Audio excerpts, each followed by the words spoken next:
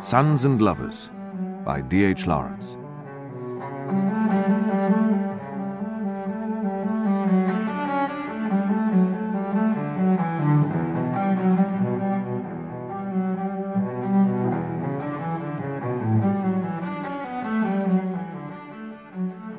When the coal and iron fields of Nottinghamshire and Derbyshire were discovered, the firm of Carston, Waite and Company was one of the first to appear on the scene. Amid tremendous excitement, Lord Palmerston formally opened the company's first mine at Spinney Park, on the edge of the Sherwood Forest. Carston, Waite and Company found they had struck on a good thing, so down the valleys of the brooks from Selby and Nuttall new mines were sunk, until soon there were 6 pits working. From Nuttall, high up on the sandstone among the woods, the railway ran down to Spinney Park, then on to Minton, a large mine among cornfields. From Minton across the farmlands of the valley side to Bunker's Hill, branching off there and running north to Beggarleys and Selby. 6 mines like black studs on the countryside, linked by a loop of fine chain, the railway. To accommodate the regiments of miners, Carston, Waite and Company built the squares, great quadrangles of dwellings on the hillside of Bestwood, and then, in the Brook Valley, they erected the bottoms. The bottoms consisted of 6 blocks of miners' dwellings, 2 rows of 3, like the dots on a blank 6 domino, and 12 houses in a block. This double row of dwellings sat at the foot of the rather sharp slope from Bestwood, and looked out, from the attic windows at least, on the slow climb of the valley towards Selby. Gertrude Morrell was not anxious to move into the bottoms, which was already 12 years old and on the downward path when she descended to it from Bestwood. But it was the best she could do. She came down in the July, and in the September expected her 3rd baby. She was 31 years old and had been married 8 years. Gertrude Morrell came of a good old burgher family. Her grandfather had gone bankrupt in the lace market at a time when so many lace manufacturers were ruined in Nottingham. Her father, George Coppard, was an engineer, a large, handsome, haughty man, proud of his fair skin and blue eyes, but more proud still of his integrity. Gertrude resembled her mother in her small build, but her temper, proud and unyielding, she had from the Coppards. When she was 23 years old, she met, at a Christmas party, a young man from the Airwash Valley. Morrell was then 27 years old. He was well set up, erect, and very smart. He had wavy black hair, ruddy cheeks, and a red, moist mouth, which was noticeable because he laughed so often and heartily.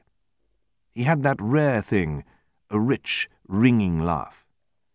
Gertrude Coppard had watched him, fascinated. He was so full of colour and animation, he was so ready and pleasant with everybody. She herself was the opposite. She had a curious, receptive mind which found much pleasure and amusement in listening to other folk. She loved ideas, and was considered very intellectual. What she liked most of all was an argument on religion or philosophy or politics with some educated man. Walter Morrell seemed melted away before her. She was to the miner that thing of mystery and fascination, a lady. Gertrude Coppard watched him as he danced, a certain subtle exultation like glamour in his movement. She thought him rather wonderful, never having met anyone like him. She was rather contemptuous of dancing. She had not the slightest inclination towards that accomplishment. She was a Puritan, like her father. Therefore the dusky, golden softness of this man's sensuous flame of life, that flowed off his flesh like the flame from a candle, seemed to her something miraculous. He came and bowed above her. A warmth radiated through her as if she had drunk wine. "Now, do come and have this one with me," he said caressively. "It's easy, you know. I'm pining to see you dance." She smiled, and her smile was very beautiful. It moved the man so that he forgot everything. "No, I won't dance," she said softly. Not knowing what he was doing, he often did the right thing by instinct. He sat beside her, inclining reverentially. "But you mustn't miss your dance," she reproved. "Nay, I don't want to dance that. It's not one as I care about." "Yet you invited me to it." He laughed very heartily at this. "I never thought of that. That not long in taking a curl out of me." It was her turn to laugh quickly. "You don't look as if you'd come much uncurled," she said. "I'm like a pig's tail. I curl because I can't help it." He laughed. "Are you a miner?" she said. "Yes. I went down when I was 10. She looked at him in wondering dismay. 10? Wasn't it very hard?" "You soon get used to it. You live like the mice, and you pop out at night to see what's going on." She looked at him, startled. This was a new tract of life suddenly opened before her. She realized the life of the miners, hundreds of them toiling below the earth and coming up at evening. He seemed to her noble. He risked his life daily, and with gaiety. The next Christmas they were married, and for 3 months she was perfectly happy. They lived, so she thought, in his own house. It was small, but convenient enough, and quite nicely furnished, with solid, worthy stuff that suited her honest soul. Sometimes, when she herself wearied of love talk, she tried to open her heart seriously to him. She saw him listen deferentially, but without understanding. This killed her efforts at a finer intimacy, and she had flashes of fear. Sometimes he was restless of an evening. It was not enough for him just to be near her, she realized. But in the 4th month, when she was brushing his Sunday coat, she felt papers in the breast pocket, and, seized with a sudden curiosity, took them out to read. They were the bills of the household furniture, still unpaid. "Look here," she said that night, after he was washed and had his dinner. "I found these in the pocket of your Sunday coat. Haven't you settled the bills yet?" "No, I haven't had a chance." "But you told me all was paid. I'd better go into Nottingham on Saturday and settle them. I don't like sitting on another man's chairs and eating from an unpaid table. I can have your bank book, can't I?" "That can I it, for what good it'll be to thee." He had told her he had a good bit of money left over. She realized it was no use asking questions. She sat rigid with bitterness and indignation. The next day she went down to see his mother. "Didn't you buy the furniture for Walter?" she asked. "Yes, I did," the elder woman retorted. "And how much did he give you to pay for it?" £80, if you're so keen on knowing." £80? But there are £42 still owing." "I can't help that." "But where's it all gone?" "You'll find all the papers, I think, if you look, beside £10 as he owes me, and £6 as the wedding cost down here." £6? echoed Gertrude Morrell. It seemed to her monstrous that, after her own father had paid so heavily for her wedding, £6 more should have been squandered in eating and drinking at Walter's parents' house. "And how much has he sunk in his houses?" she asked. "His houses? Which houses?" Gertrude went white to the lips. He had told her the house he lived in, and the next one, was his own. "I thought the house we live in," she began. "They're my houses, those two," said the mother-in-law. "And not clear either. It's as much as I can do to keep the mortgage interest paid." "Then we ought to be paying you rent." "Walter is paying me rent. 6 and 6 a week."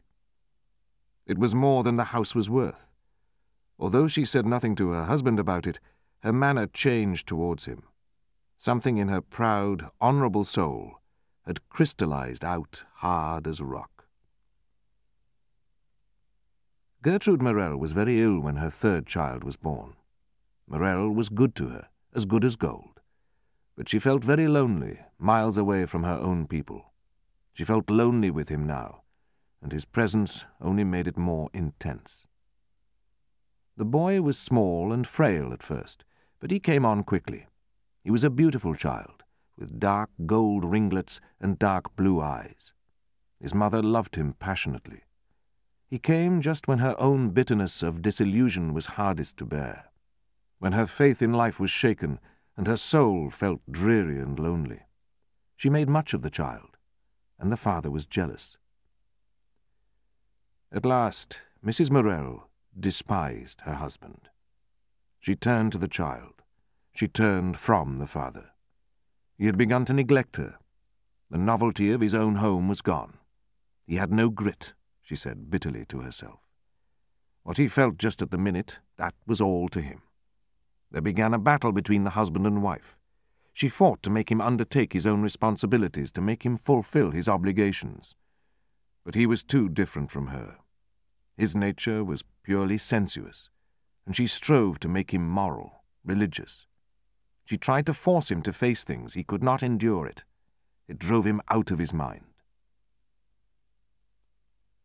While the baby was still tiny, the father's temper had become so irritable that it was not to be trusted. The child had only to give a little trouble when the man began to bully. A little more, and the hard hands of the collier hit the baby. Then Mrs. Morell loathed her husband, loathed him for days, and he went out and drank, and she cared very little what he did. William, the eldest child, was only 3 years old, and his mother was proud of him, he was so pretty. She lay listening one Sunday morning to the chatter of the father and child downstairs.